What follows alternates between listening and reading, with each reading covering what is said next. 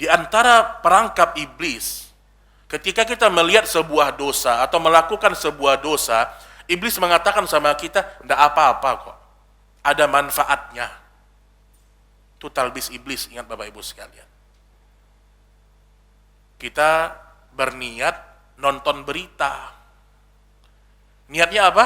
Nonton berita, bagi laki-laki terutama. Tapi ternyata yang memberikan siaran para wanita, yang pakaiannya amburadul.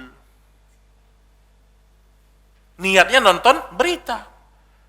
Dan berita di masa sekarang ini, Bu, kalau kita melihat udah hancur-hancuran pakaian wanita di masa sekarang. Kalau zaman dulu mungkin masih sopan, tapi tetap nggak pakai jilbab gitu. Tetap aja berdosa kita melihatnya. Datanglah syaitan, kamu nggak sedang melihat aurat perempuan, kamu sedang nonton berita. Ini perangkap iblis. Kalaulah yang ada manfaatnya saja, ternyata di situ ada pelanggaran syariat, diharamkan Allah, apalagi yang benar-benar murni dosa.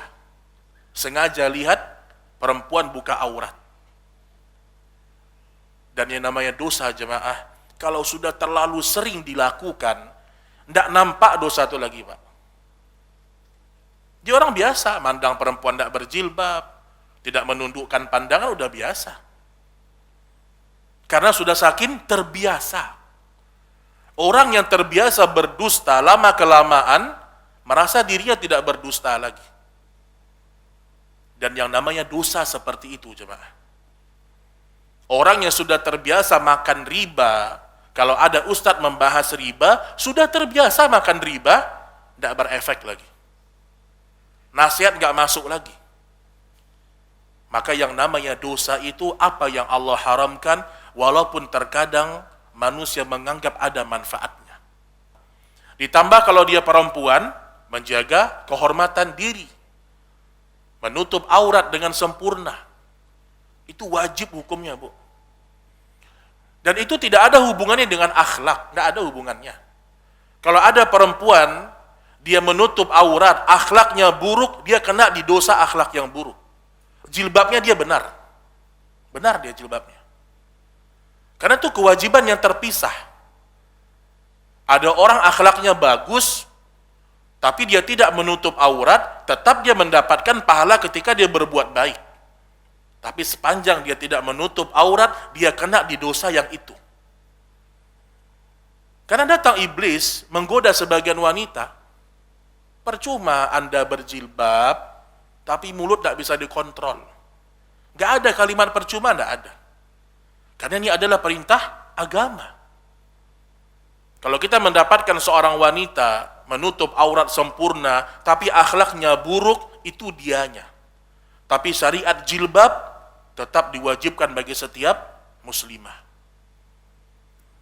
Maka entah berapa besar dosa seorang ayah, dosa seorang ibu yang membolehkan anaknya tidak menutup aurat.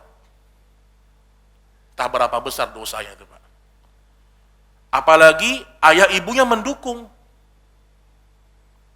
Dan ini bukan sesuatu yang tidak ada, Bu. Ada, banyak.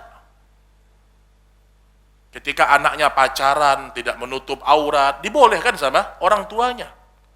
Rusak. Nanti giliran orang tuanya dapat hidayah, curhat sama ustadz.